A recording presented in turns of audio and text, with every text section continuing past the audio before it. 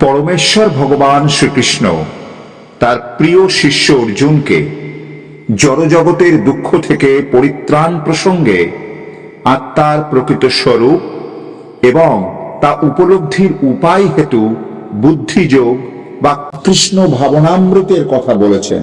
অনেকেই কৃষ্ণ ভাবনামৃতকে কর্ম বিমুখতা বলে মনে করে নির্জনে ভগবান শ্রীকৃষ্ণের নাম জপ করে কৃষ্ণ ভাবনাময় হয়ে ওঠার ব্যর্থ চেষ্টা করেন। কৃষ্ণ ভাবনামৃতের প্রকৃত স্বরূপ তার মনে যে বিভ্রান্তির সৃষ্টি করেছিল তা থেকে পরিত্রাণের উপায় ভগবান শ্রীকৃষ্ণের কাছে জানতে চান। তিনি প্রশ্ন করেন, হে কেশব, তোমার মতে কর্ম অপেক্ষা যদি বুদ্ধি শ্রেষ্ঠ হয় তবে এই ভয়ঙ্কর যুদ্ধে আমাকে ঠেলে দিচ্ছ কেন? বুদ্ধি এ কাজকে তো সমর্থন করে না।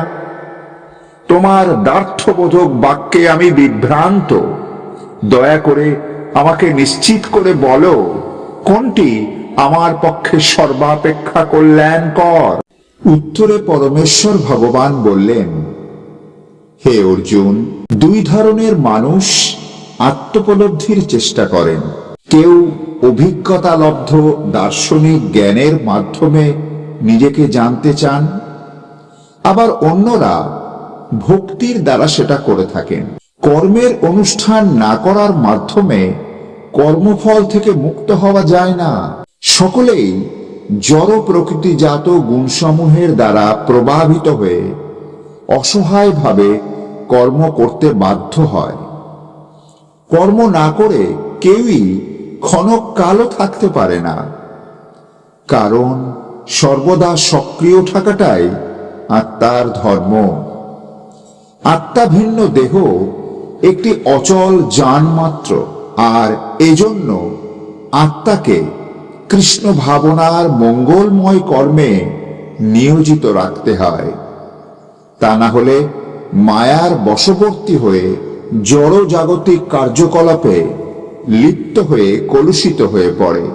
যে ব্যক্তি পঞ্চকর্মেন্দ্রিয় সংযত করেও মনে মনে ইন্দ্রিয়ের বিষয়গুলো স্মরণ করে তাকে মিথ্যাচারী বলা হয়, কারণ সে নিজেই নিজেকে বিভ্রান্ত করে।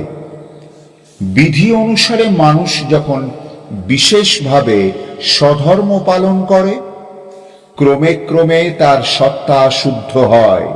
যোগী সেজে তত্ত্বকথা শুনিয়ে যিনি ইন্দ্রিয় ভোগের বিষয়বস্তু সন্ধান করেন তার জ্ঞানের কোনো মূল্য নাই। ঈশ্বর এ ধরনের প্রতারকের সমস্ত জ্ঞান হরণ করে নেন। হে অর্জুন, যিনি মনের দ্বারা ইন্দ্রিয়গুলিকে সংযত করে অনাসক্তভাবে কর্মযোগের অনুষ্ঠান করেন তিনি অনেক গুণে শ্রেষ্ঠ। সুতরাং তুমি শাস্ত্রমতে কর্মের অনুষ্ঠান করো, কেননা কর্মত্যাগ থেকে কর্মের অনুষ্ঠান শ্রেয়। কর্ম না করে কেউ দেহযাত্রা নির্বাহ করতে পারে না। কর্তব্য কর্ম ত্যাগ করে এবং অন্যের সেবা গ্রহণ করে জীবন ধারণ করে অতীন্দ্রিয়বাদী যোগী হওয়ার চেষ্টা করা কখনোই উচিত নয়। বিষ্ণুর প্রীতিবিধান করার জন্যই কেবল কর্ম করা উচিত, না হলে কর্মই জড়জগতের বন্ধনের কারণ হয়। তাই হে কুন্তিনন্দন, তুমি তার সন্তুষ্টির জন্যই কেবল কর্তব্য কর্মের অনুষ্ঠান করো এবং এভাবেই তুমি সর্বদা বন্ধন থেকে মুক্ত থাকতে পারবে। এটাই কর্ম সম্পাদনের মহৎ কৌশল। সৃষ্টির প্রারম্ভে সৃষ্টিকর্তা যজ্ঞাদি সহ প্রজা সকল সৃষ্টি করে বলেছিলেন, এই যজ্ঞের দ্বারা তোমরা উত্তরোত্তর সমৃদ্ধ হও, কারণ যজ্ঞ তোমাদের সমস্ত অভীষ্ট পূরণ করবে। যজ্ঞ অনুষ্ঠান করার ফলে বদ্ধ জীব ক্রমান্বয়ে কৃষ্ণ চেতনা লাভ করে এবং পূর্ণ দিব্য গুণাবলী অর্জন করে। যজ্ঞ অনুষ্ঠানে প্রীত হয়ে দেবতারা তোমাদের প্রীতি সাধন করে বাঞ্ছিত ভোগ্যবস্তু প্রদান করবেন। এভাবে একে অপরের প্রীতিবিধানের মাধ্যমে তোমরা পরম মঙ্গল লাভ করবে। দেবতাদের প্রদত্ত বস্তু তাদের নিবেদন না করে যে ভোগ করে সে অবশ্যই চোর। হে অর্জুন, ভগবত ভক্তেরা সমস্ত পাপ থেকে মুক্ত হন, কারণ তারা যজ্ঞের অবশিষ্ট অন্নাদি গ্রহণ করে থাকেন। যারা কেবল নিজেদের ইন্দ্রিয়ের তৃপ্তির জন্য পাক করে তারা কেবল পাপই ভোজন করে। সমস্ত প্রাণী অন্ন খেয়ে জীবন ধারণ করে। যে অন্ন বৃষ্টিপাতের ফলে উৎপন্ন হয়, বৃষ্টি উৎপন্ন হয় যজ্ঞ অনুষ্ঠান করার ফলে, এবং যজ্ঞের উদ্ভব হয় শাস্ত্র নির্ধারিত কর্ম সম্পাদনের মাধ্যমে। এই কর্মসমূহ বেদ হতে উদ্ভূত এবং বেদ পরমেশ্বর ভগবান উচ্চারিত বাণী থেকে।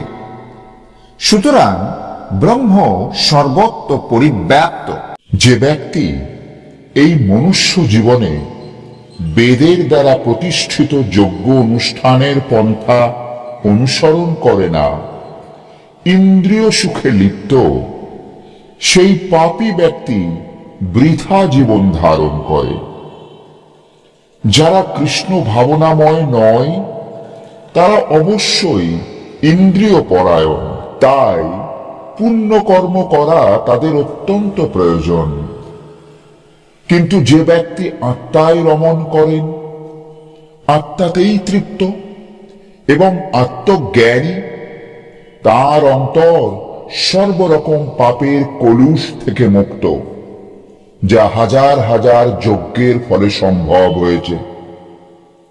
ভগবানের কৃপায় যার কর্তব্য কর্ম জ্ঞানের আলোয় উদ্ভাসিত, তার জাগতিক বিষয় ভোগের মাধ্যমে সুখ ভোগ করার কোনো প্রবৃত্তিই থাকে না। অতএব কর্মফলের প্রতি আসক্তি রহিত হয়ে কর্তব্য কর্ম সম্পাদন করো। অনাসক্ত হয়ে কর্ম করার ফলেই মানুষ পরতত্ত্বকে লাভ করতে পারে। জনসাধারণকে শিক্ষা দেওয়ার জন্যই তোমার কর্ম করা উচিত। শ্রেষ্ঠ ব্যক্তিরা যেভাবে আচরণ করেন, সাধারণ মানুষেরা তার অনুসরণ করে।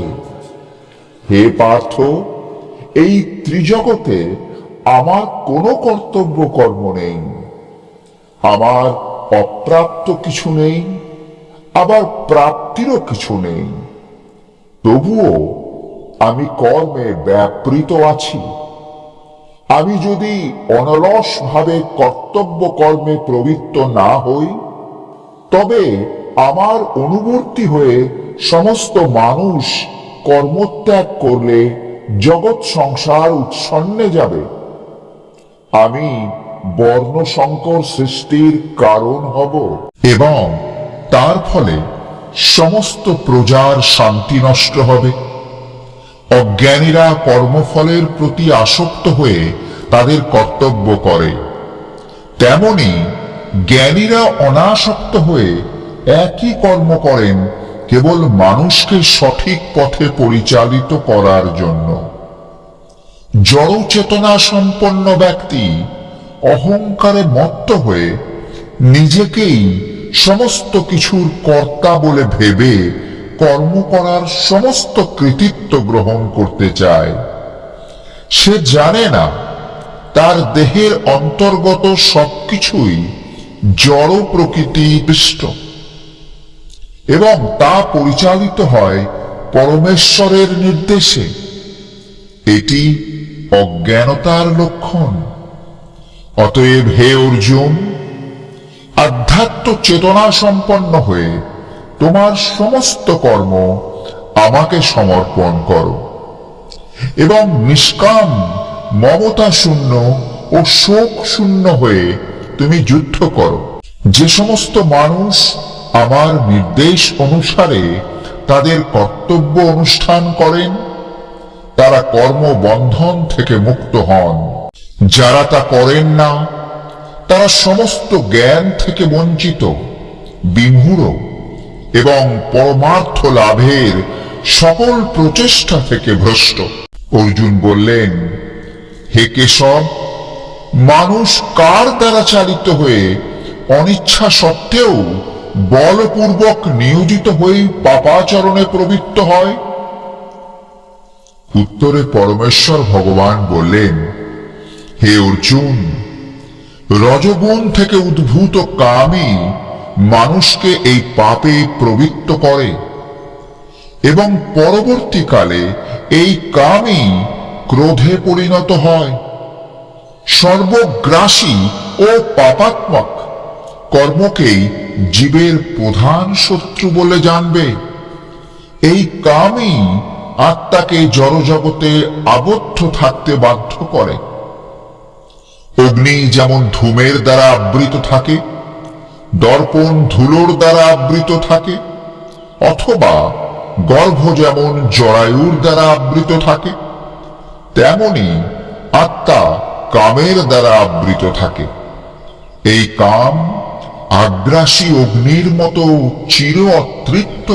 ইন্দ্রিয়, মন ও বুদ্ধি এই কামের আশ্রয়স্থল।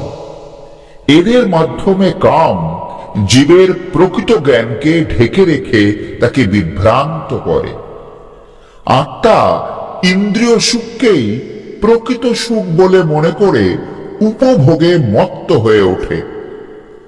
অতএব হে অর্জুন, তুমি প্রথমে ইন্দ্রিয়গুলিকে নিয়ন্ত্রিত করে জ্ঞান নাশক ও পাপের প্রধান প্রতীক কামকে বিনাশ করো। জড় পদার্থ থেকে ইন্দ্রিয়গুলি শ্রেষ্ঠ, ইন্দ্রিয়গুলি থেকে মন শ্রেষ্ঠ, মন থেকে শ্রেষ্ঠ বুদ্ধি, আর বুদ্ধির থেকেও শ্রেষ্ঠ আত্মা। আত্মা যখন পরমাত্মার সঙ্গে যুক্ত হয়, তখন বুদ্ধি, মন ও ইন্দ্রিয়গুলি স্বাভাবিকভাবে পরমাত্মার সঙ্গে যুক্ত হন। হে মহাবীর অর্জুন, এভাবে নিজেকে জড় ইন্দ্রিয়, মন এবং বুদ্ধির অতীত জেনে স্থির বুদ্ধির দ্বারা মনকে স্থির করো এবং চিন্ময়ী শক্তির দ্বারা কামরূপী দুর্জয় শত্রুকে জয় করো।